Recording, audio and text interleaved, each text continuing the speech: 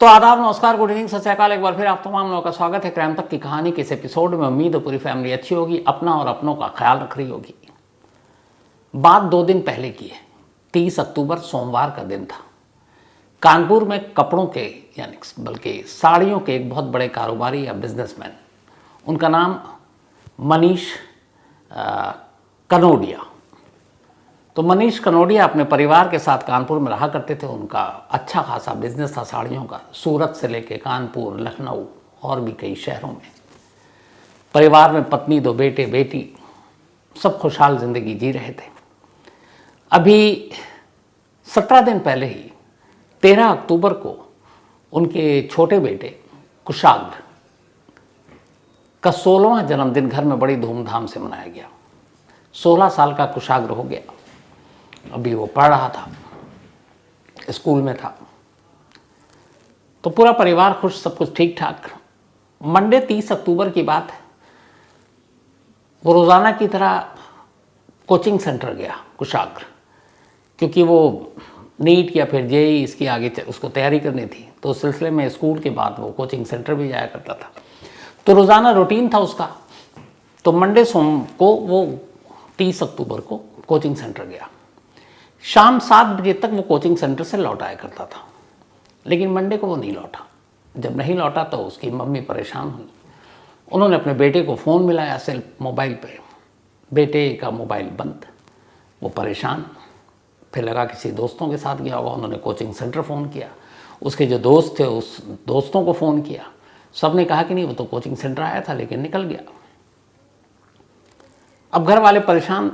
उन्होंने अपने पति को फ़ोन किया। पति ने कहा घबराओ मत, आ जाएगा, अभी वक्त ही कितना हुआ है।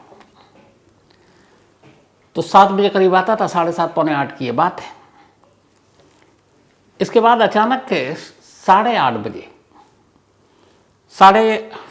8:10 पर घर वाले भी अपने बेटे कुशाग्र की राह देख रहे हैं, इंतज़ार कर रहे हैं। फ़ोन बंद है, माँ परेशान है, क्योंकि इससे पहले जब भी ऐसा कभी वो लेट होता था तो फ़ोन कर देता था, लेकिन अभी तक आया नहीं। 1 घंटा 10 मिनट ऊपर हो गया। माँ बेचैन घर में इधर उधर कभी दरवाजे पर देख रही है। तभी घर के अंदर एक कागज़ का टुकड़ा आकर गिरता है, ठीक 8:10 पर। घर वाले वैसे ही परेशान थे, बेटे से कांटेक्ट नहीं हो रहा था। कागज़ खोला, जैसे ही कागज़ खोला माँ ने पढ़ा, पैरों तले से ज़मीन खिसक गई। उन्होंने फ़ौरन अपने पति को फ़ोन किया और बताया कि ऐसी ऐसी चीज़, एक लेटर आया। मनीष कनोडिया भी ये सुनकर भागे भागे घर आए। जो कागज़ का टुकड़ा घर पर गिरा था वो 2 पन्नों का था, मुड़ा तोड़ा, और उन 2 पन्नों पे जो लिखा था वो हूबहू मैं आपको पहले सुनाता हूँ। मैं नहीं चाहता कि आपका त्यौहार बर्बाद हो। अब ये चूंकि त्यौहार का सीजन है। आप मेरे हाथ में पैसे रखो और लड़का 1 घंटे बाद आपके पास होगा। अल्लाह अकबर। इस लड़के की गाड़ी और मोबाइल दोनों आपके घर के पास होटल सिटी क्लब के सामने खड़ी है। मैं आपका नुकसान नहीं चाहता। आपसे बार बार बोल रहा हूं कि घबराओ नहीं, अल्लाह पर भरोसा रखो। सेकंड पे जो पेज था, पन्ना था, उस पर लिखे था कि पैसे का इंतज़ाम होते ही घर पर पूजन वाले झंडे लगा देना। नीचे लिखा है, आपसे निवेदन है कि आप ये बात पुलिस, ना ही अपनी लखनऊ वाली फैमिली, ना ही अपने अगल बगल किसी को बताएं कि हमने कुशाग्र को किडनैप कर लिया है। आपके पास 2 या 3 दिन का समय है। आप जल्दी से 30 लाख रुपए का इंतज़ाम कर लो, और अगर ये बात कहीं फैली तो इसके ज़िम्मेदार आप स्वयं होंगे। जल्दी से 30 लाख रुपए का इंतज़ाम करो और अपना बच्चा 1 घंटे के अंदर घर में देखो, और पैसे लेकर रात 2 बजे कोका कोला चौराहे पर मिलो। मैं पैसे लेने आऊँगा। जैसे ही पैसे मेरे पास आएंगे उसके ठीक 1 घंटे बाद लड़का आपके पास होगा, और पैसे का इंतज़ाम हो जाए तो घर पर चारों तरफ पूजन वाले झंडे लगा देना। मैं देख लूँगा। इसके बाद आपको फ़ोन करूँगा, और कोई भी होशियारी हुई तो इसके ज़िम्मेदार आप स्वयं होंगे। मेरी नज़र आपके घर पर ही होगी। कोई भी बात बाहर पता चली तो आप ध्यान रखना, और आप बिल्कुल भी घबराओ नहीं। आपका लड़का बिल्कुल सही सलामत घर पहुंच जाएगा। उसकी जिम्मेदारी आपके ऊपर है। बस ये 2 पन्नों का लेटर। अब इस लेटर को पढ़ते ही यह साफ हो गया कि कुशाग्र घर क्यों नहीं लौटा है। किडनैप हो चुका था वो, और किडनैपर ने रैंसम का ये लेटर भेजा था घर पर। अब सवाल ये था कि घर पर ये लेटर आया और किसने फेंका, कहाँ फेंका। धमकी भी है कि किसी को बताया, पुलिस को बताया, रिलेटिव को बताया तो बच्चा मार देंगे। 30 लाख रुपए मांग रहे हैं। अब पूरी फैमिली बैठी, माँ बाप सब। पैसे बेइंतहा थे इनके पास, ऐसा नहीं है, लेकिन अब उन्हें लगा कि ये क्या है। कहीं बहुत सारी ऐसी उन्होंने कहानियाँ भी देखी हैं कि पैसे लेते हैं फिर भी बच्चों को मार देते हैं। तो उन्होंने एक अक्लमंदी का फैसला किया। घर वालों ने कहा कि नहीं, इसको पुलिस को हमें बता देना चाहिए ताकि पुलिस उनके बच्चे को ढूंढ दे, क्योंकि अभी वक्त ज़्यादा हुआ नहीं है। ठीक 8:10 पर ये लेटर घर के अंदर गिरा और 20 मिनट के बाद 8:30 पर घर वालों ने पुलिस को फ़ोन कर दिया। लोकल पुलिस की टीम तो थोड़ी देर में पहुंच गई, लेकिन 1 घंटे के अंदर अंदर 9:30 पर लखनऊ के जितने आला पुलिस अफसर थे माइनस कमिश्नर, वो सारे मनीष कनोडिया के घर पर थे। उन्होंने वो लेटर लिया, पूछताछ की और अब कुशाग्र की तलाश में जुट गए। सबसे पहले उन्होंने पूरा रूटीन पूछा। घर से वो कोचिंग सेंटर तक गया था, कोचिंग सेंटर से फिर वो स्कूटी से आता जाता था। तो कानपुर पुलिस ने अब उस रास्ते में जितने भी स्कूटी जो सीसीटीवी कैमरे थे उन सबको तलाशना और देखना शुरू किया। कोचिंग सेंटर में भी टीम गई तो पता चला हाँ वो आया था, वहाँ सीसीटीवी कैमरा लगा हुआ था। तो वहाँ उन्होंने देखा, ये भी दिखाई दिया कि वो अपने स्कूटी से बाहर निकल रहा है और जो टाइम था उसके बाहर निकलने का था तब वक्त हुआ था 4:15, 4:15 पर कुशाग्र स्कूटी से बाहर निकलता है। और जब वो जिस सीसीटीवी कैमरे में दिख रहा है तभी एक जगह वो स्कूटी रोकता है, एक शख्स उससे लिफ्ट मांगता है। एक दूसरा शख्स अब हेलमेट पहनकर स्कूटी पर बैठ जाता है कुशाग्र के पीछे। स्कूटी चल पड़ती है। अब उस रास्ते के सारे सीसीटीवी फुटेज को पुलिस ने खंगालना शुरू किया, क्योंकि उन्हें पता था कोचिंग से घर का रूट क्या है, कहाँ कहाँ कैमरे लगे हैं। लेकिन घर की तरफ वो नहीं आया। एक कैमरे ने देखा कि वो घर के दूसरे डायरेक्शन पे जा रहा है। अब वहाँ के कैमरे को खंगाला गया तो देखा गया एक जगह कैमरे में कैद हुआ 4:15 पे लिफ्ट दी, 4:33 4:33 शाम को एक कैमरा दिखाता है कि अब स्कूटी रुकी हुई है और कुशाग्र और जिसको उसने लिफ्ट दी थी वो आगे आगे चल रहा है, वो पीछे पीछे चल रहा है। वो वीडियो मैं आपको दिखाऊंगा। उसके बाद अब वो पीछे पीछे जाता है। एक और कैमरा कैद करता देखता है कि एक घर है। अब उस घर के अंदर वो लड़का जिसने लिफ्ट ली और कुशाग्र दोनों एंटर करते हैं। पुलिस ने अब आगे का कैमरा देखा तो देखा कि जब घर के अंदर एंटर किए उस वक्त 4:33 हो रहा था, यानी 4:15 पर लिफ्ट लेता है, 4:33 पर कुशाग्र एक घर के अंदर दाखिल होता है और फिर अब उस घर के अंदर अभी कोई ना आ रहा है ना जा रहा है। लेकिन इसके बाद करीब 39 मिनट के बाद 4:33 के बाद 39 मिनट बीत गया, 5:12 पर उसी घर से एक शख्स बाहर निकलता है। ये वही शख्स था जो स्कूटी के पीछे बैठा हुआ था। वो बाहर निकलता है, लेकिन अब घर के अंदर से कोई और बाहर नहीं आता ना जाता, कुशाग्र अंदर ही है। 6:50 पर एक कैमरे से फिर पता चलता है कि जो स्कूटी थी कुशाग्र जिस पर बैठा हुआ था उसको एक शख्स जो सिटी क्लब है उसके बाहर पार्किंग में लगाकर निकल गया 6:50 पर। और इसके बाद 8:10 पर एक लेटर आकर गिरा। 8:30 पर पुलिस को इन्फॉर्म किया गया। 9:30 तक सारे पुलिस वाले मौके पर मौजूद थे। लेकिन घर के अंदर जाना और बाहर निकलना, वो जो 39 मिनट था उस पर पुलिस ने गौर किया कि वो कुशाग्र अंदर गया और बाहर नहीं आया। तो अब ये सारे सीसीटीवी कैमरे जब मिल गए तो अब उस घर का भी पता था। पुलिस की एक टीम फौरन उस घर पे पहुंची। जब घर के अंदर गई तो बाहर से दरवाज़ा बंद था। पुलिस ने दरवाज़ा तोड़ा, अंदर दाखिल हुई। वो एक छोटा सा कमरा टाइप का था। अंदर जाते ही जो पुलिस ने मंजर देखा वो पुलिस के लिए भी बड़ा अजीब था। कुशाग्र के दोनों हाथ पैर बंद थे, रस्सी से बांधे हुए थे, गले में भी उसके रस्सी बुरी तरह से जकड़ा हुआ था और फर्श पर उसकी लाश पड़ी थी। पुलिस फौरन अब लाश को उठाती है, हॉस्पिटल भेज देती है। उसके बाद पता चला कि यह घर किसका है, तो एक नाम आता है, प्रभात शुक्ला। अब चूँकि आस पड़ोस के लोग बताते हैं, सारे वहाँ पे और भी लोग थे, तो प्रभात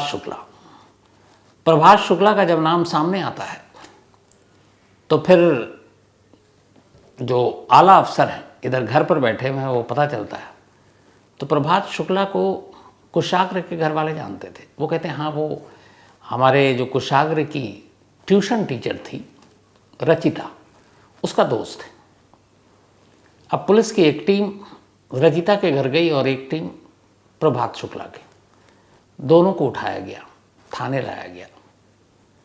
तब करीब रात के 11 बज रहे थे, यानी 4:15 पर आखिरी बार कुशाग्र देखा गया था, तो उस हिसाब से 6.25 घंटे बीते थे। रात 11 बजे कुशाग्र की किडनैपिंग और कत्ल दोनों की पहली सुलझ चुकी थी, 6.25 घंटे में ही। लेकिन जो किडनैपिंग हुई और जो कत्ल हुआ, उसमें किडनैपर ने सिर्फ 39 मिनट लिए, उसको किडनैप करने के बाद एक कमरे में ले जाने के लिए और फिर कत्ल करने के लिए। इन दोनों से पूछताछ के बाद फिर एक और लड़के को गिरफ्तार किया गया। उसका नाम था शिवा उर्फ आर्य। इसका घर ठीक कुशाग्र के घर के पास था।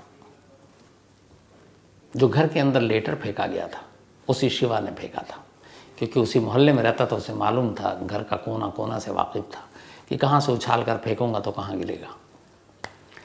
अब पुलिस ने तीनों को गिरफ्तार कर लिया। 39 मिनट की इस किडनैपिंग की पहली सुलझ चुकी थी। लेकिन ये हुआ क्यों? एक 16 साल के बच्चे को अचानक किडनैप किया गया, 30 लाख रुपए रैंसम मांगे गए। लेकिन रैंसम मांगने या रैंसम का लेटर लिखने से पहले ही कुशाग्र को मार भी दिया गया। तो रैंसम मांगना मकसद था कुशाग्र की किडनैपिंग या वजह कुछ और थी? क्योंकि ऐसे बहुत सारे केस हैं जिसमें बाद में भी रैंसम मांगा गया, पहले कत्ल कर दिया गया। लेकिन यहाँ ये जिस तरीके से हुआ, तो वो क्या रैंसम एक बहाना था, और दूसरा जिस तरीके के लिए किडनैपिंग के लिए जो फिरौती के लिए लेटर लिखा गया, वो लेटर एक भटकाने जैसा था, क्योंकि उस पर अल्लाह अकबर और बाकी ऐसा इस तरह से लिखा गया था ताकि लगे कि कोई टेररिस्ट ग्रुप है या कुछ और है। तो इसीलिए पूरा डाइवर्ट करने के लिए, पुलिस को और फैमिली को गुमराह करने के लिए उसमें जानबूझकर ये सारी लाइनें लिखी गई। लेकिन ये सब क्यों किया? रचिता क्या इसमें कसूरवार थी? इसमें प्रभात का क्या रोल, आर्या का क्या रोल? तो फिर इसकी कहानी शुरू होती है 13 अक्टूबर को, जिस दिन कुशाग्र अपना 16वां जन्मदिन मना रहा था। कुशाग्र को करीब 2019 से 21 तक रचिता ने ट्यूशन दिया था। वो ट्यूशन देने उससे घर जाया करती थी। रचिता हिमाचल प्रदेश की रहने वाली, एक भाई बहन हिमाचल में ही है, लेकिन वो अपने माँ बाप के साथ कानपुर आ गई करीब 7 साल पहले।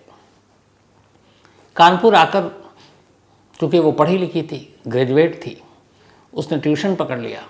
उसके फादर जब तक थे वो भी हाथ बटाते थे, लेकिन फिर फादर बीमार हो गए, फादर की मौत हो गई, तो वहाँ एक किराए के घर में रहने लगी। और वो किराए के घर जहाँ वो रहती थी, वो घर था प्रभात शुक्ला का। तो एक ही घर में रहते रहते एक किराएदार के तौर पर प्रभात और रचिता दोनों आपस में प्यार करने लगे। कुछ वक्त के बाद रचिता की माँ की भी डेथ हो गई। अब वो बिल्कुल अकेली थी। माँ बाप दोनों का साया सर से उठ चुका था। एक भाई बहन हिमाचल में थे, वो यहाँ अलग थी। तो जब माँ की भी डेथ हो गई तो फिर प्रभात का उसने घर छोड़ दिया और एक थोड़ी दूर पर और कोई और कमरा किराए पर लेकर रचिता अकेले रहने लगी। लेकिन दोनों के रिश्ते ऐसे थे कि दोनों एक दूसरे से प्यार करते थे। बीच बीच में रचिता आ जाती और प्रभात के घर पर भी रुकती। घर वाले कुछ नहीं कहते, लेकिन महल्ले वाले टोकते। एक तरह से दोनों लिव इन में रहते थे और शादी करना चाहते थे। जो प्रभात था उसने भी बीएससी कर रखा था। छोटे मोटे काम किया करता था, लेकिन उसका ये था कि अगर शादी करेंगे तो गाड़ी होनी चाहिए, अच्छा घर होना चाहिए, अच्छी जगह हनीमून बनाएंगे। वो इतने पैसे थे नहीं। रचिता ट्यूशन से जो कमाती थी उसी का खर्च पूरा नहीं हो पाता था, तो पैसों की तंगी थी और इस वजह से शादी लगातार डिले हो रहा था, लेकिन दोनों को शादी करना था।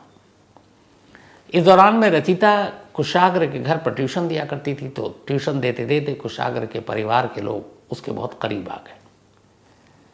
कुशाग्र के मम्मी, उनके पापा, उन्हें जब ये भी पता चला कि ये बच्ची अनाथ है, तो उन्होंने ये भी कहा था एक बार उससे कि तुम हमारी बेटी जैसी हो। कुशाग्र की माँ ने कहा, और ज़िंदगी में कभी भी तुम्हारी जब शादी होगी तो चिंता मत करो, कुशाग्र के पापा जो है वो तुम्हारा कन्यादान करेंगे और तुम्हारी शादी में अगर 20-30 लाख रुपया खर्च होगा तो हम देंगे। ये कुशाग्र की माँ ने बहुत पहले कहा था, क्योंकि वो एक फैमिली मेम्बर की तरह थी। इसीलिए जब 2021 के बाद ट्यूशन बंद हो गया, क्योंकि वो कोचिंग सेंटर ज्वाइन कर लिया था उसने, तो भी कई बार रचिता घर आया करती थी, आना जाना था, एक बेटी जैसा मानते थे वो लोग। 13 अक्टूबर को कुशाग्र का बर्थडे था, तो घर वालों ने रचिता को भी बुलाया कि उनके बेटे की टीचर है। रचिता ने कहा कि चलो प्रभात, तुम भी मेरे साथ चलो। प्रभात ने कहा चलो। अब ये दोनों पहुंच गए।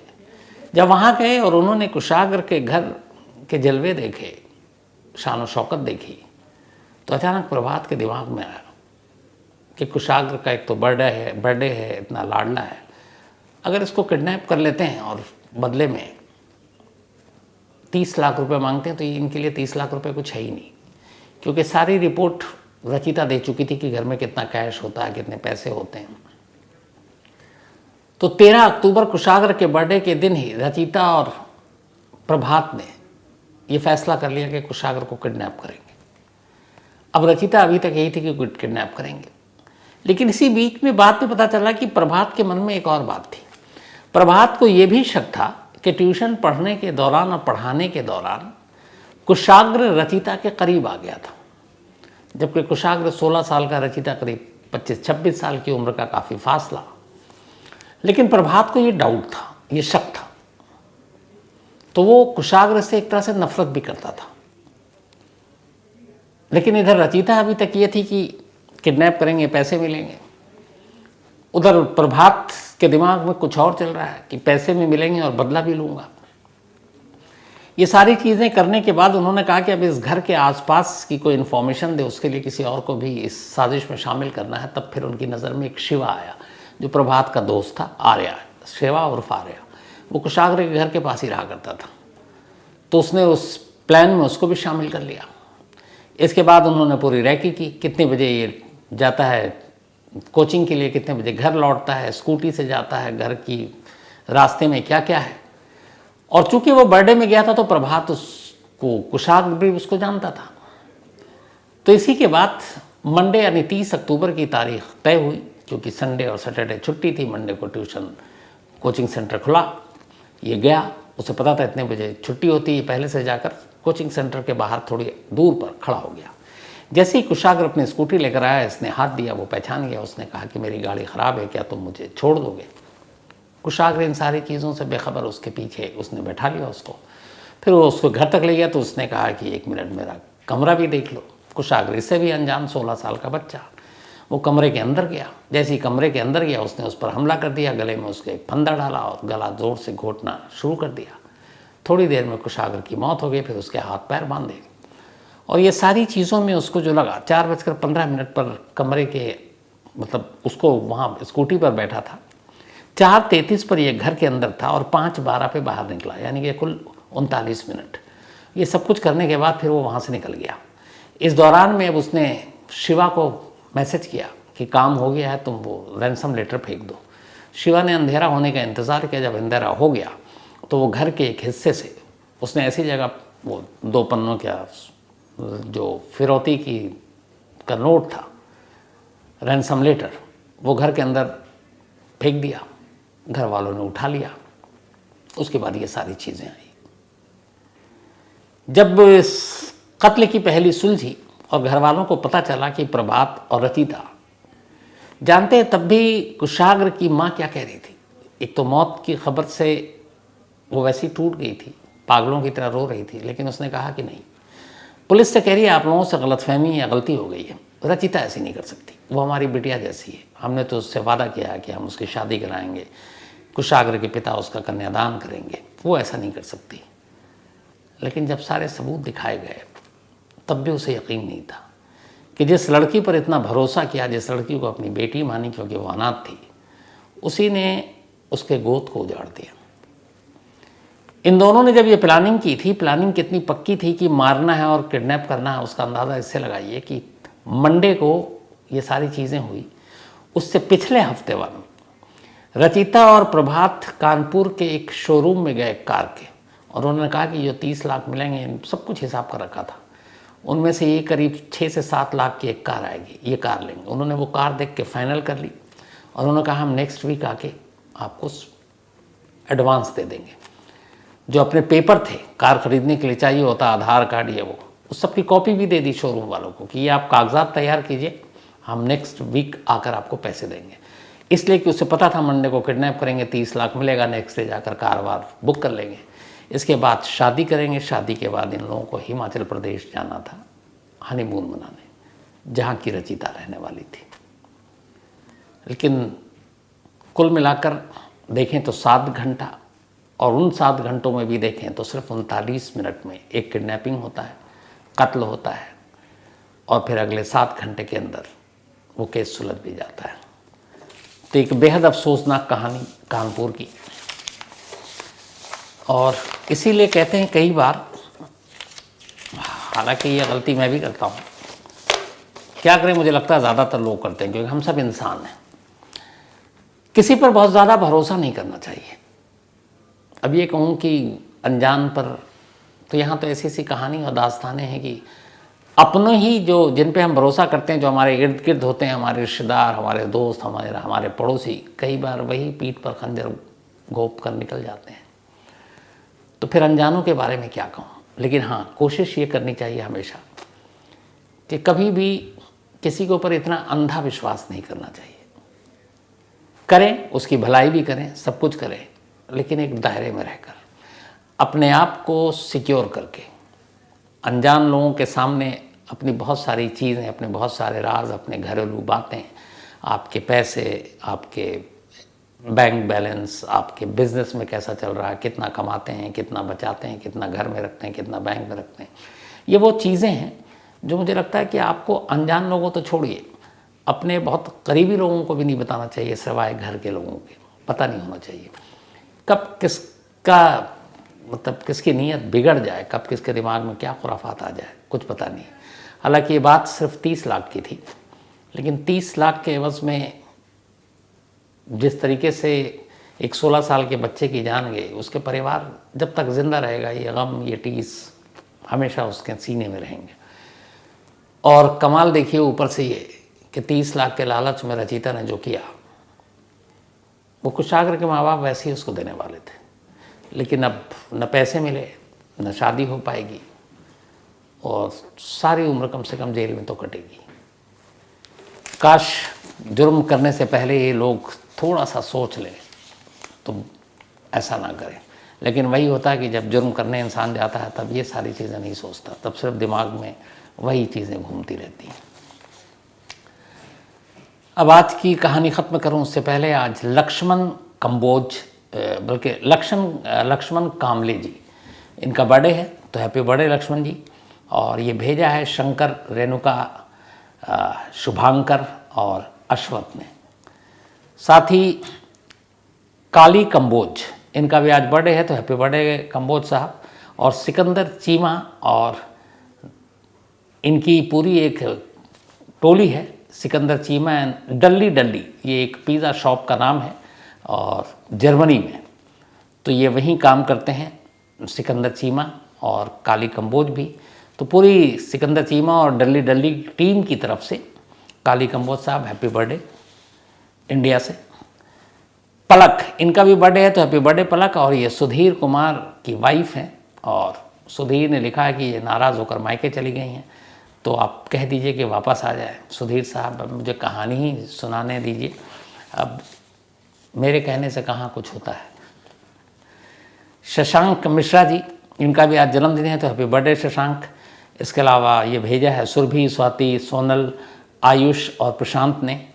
बरिस्ता परिहार, इनका भी आज जन्मदिन है, तो बल्कि वर्षिता, तो वर्षिता परिहार इनका जन्मदिन है, हैप्पी बर्थडे वर्षिता।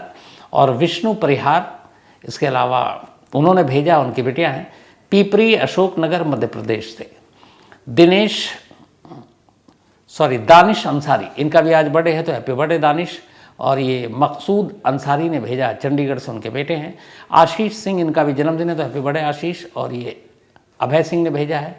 साथ ही मनीषा गिलहरे, इनका भी आज बर्थडे है, तो हैप्पी बर्थडे मनीषा। और ये विजय, मीना और महक ने भेजा है। बहुत सारे लोगों ने आपने कल की कहानी और ख़ास तौर पर उस मैच के वीडियो के बारे में कमेंट्स किया है। चित्रा गांधी, मेरी बहन वीरेन शुक्ला, इसके अलावा अरुण, अमित, जेमिनी, सरफराज अहमद, इसके अलावा कृष्णा, नीता, तो थैंक यू सो मच। और सभी ने कहा कि बिल्कुल बच्चे जैसी ही, तो मैं तो हमेशा कहता हूँ कि हर इंसान के अंदर एक बच्चा होता है और उस बच्चे को कभी मारिए मत, बाहर निकालिए हमेशा, तो अच्छा लगता है। इसके अलावा मोहम्मद शफ़ी ने एक सवाल पूछा है, ये शायद पहले भी मैंने जवाब दिया। उन्होंने विनोद शिकारपुरी का जिक्र करते हुए कहा कि जब भी कैमरामैन को देखता हूँ तो उनके जैकेट में बहुत सारी जेबें होती हैं, तो ऐसा क्यों होता है? तो जेब इसलिए होती है कि बहुत सारे आप जब शूट पर निकलते हैं, आप होटल से बाहर होते हैं, गाड़ी से दूर होते हैं, तो आपकी बैटरी हो, वायर हो, टेप हो, तो इतनी सारी चीज़ों को आप कहाँ घुसा के रखेंगे। तो इसीलिए जनरली बड़ा वो आरामदेह होता है कि अगर आप एक ऐसी जैकेट पहने हो जिसके अंदर 8-10 जेबें हों, तो आप अपने जो इक्विपमेंट्स हैं छोटे छोटे, वो उसको उसमें रख सकते हैं। साथ ही Bhaumik Gadhvi, thank you so much Bhaumik, आपके इस मेल के लिए प्यार भरे, तो थैंक यू, और आप हमेशा अच्छे रहें। तो आज कहानी में इतनी ही। अब आपसे मुलाकात होगी कल रात 9 बजे किसी नई कहानी के साथ। तब तक अपना ख्याल रखिएगा। Thank you very much.